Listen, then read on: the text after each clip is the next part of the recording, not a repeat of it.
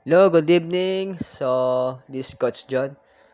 Balitang news tayo ngayon dito sa ating bansa. Ito isang kwento ng isang citizen sa nagtatrabaho sa isang gasolinahan. Ito yung kanyang kwento, pakinggan natin. Alamin natin. Ito yung kwento ng isang citizen na nagtatrabaho sa gasolinahan, sa Shell yata.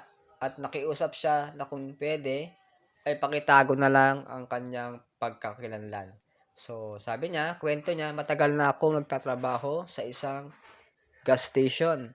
Sa tagal ko rito, marami na akong nakikitang kalakaran na hindi alam ng karamihan sa mga motorista. May narinig akong usapan minsan ng aming amo at ng kanyang mga kaibigan. Sabi nila, umaabot daw ng halos 2 milyong piso ang kita sa isang linggo. Grabe. Ang mga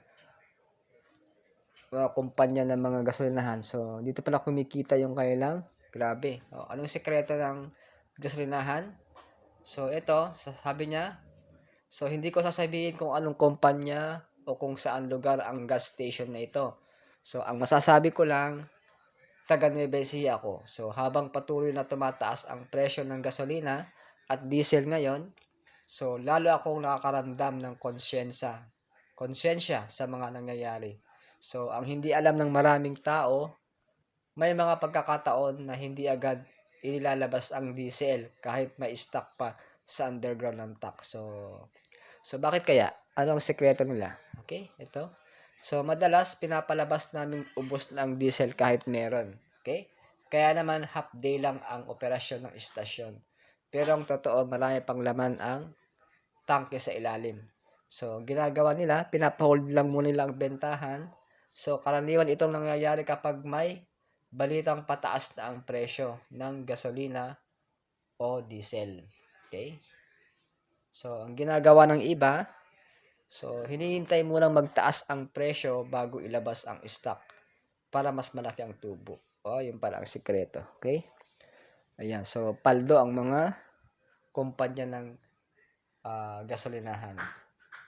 Ito yung kanyang halimbawa. Nung nakarang linggo, ang diesel ay nasa 50 kada litro. Kung ipagpalagay na ang puhunan ay nasa 45 kada litro, ngayon ang presyo ay umabot na sa 84 kada litro. Doble, di ba?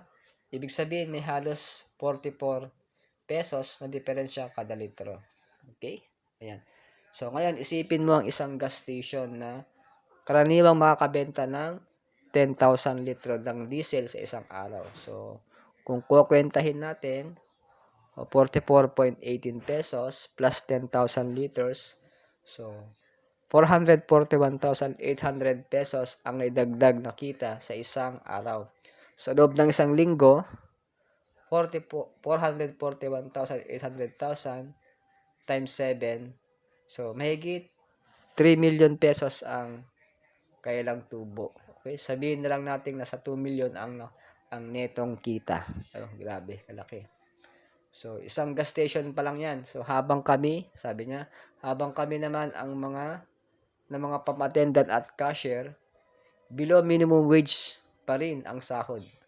Araw-araw kaming nakabilad sa init ng araw, nalalanghap ang amoy ng diesel at gasolina, puyat, pagod, minsan gutom pa. Samantala, araw-araw din naming nakikita ang mga customer na hirap, mga tricycle driver na nagbibilang ng barya para makapagpakarga. Mga delivery rider na 100 pesos lang ang kanyang ipagasolina. Mga ordinaryong tao na nagrereklamo sa taas ng presyo ng diesel at gasolina. Habang umiikot ang metro ng pump, umiikot din milyon-milyong kita, minsan napapaisip na ako, talaga bang dahil lang ito sa giyera sa ibang bansa o dahil din sa kasakiman ng ilang negosyante dito sa Pilipinas. Habang ang ordinaryong Pilipino, lalo lang naghihirap, ang sahod namin hindi tumataas, pero lahat ay nang bilihin pataas ang presyo. Ayan.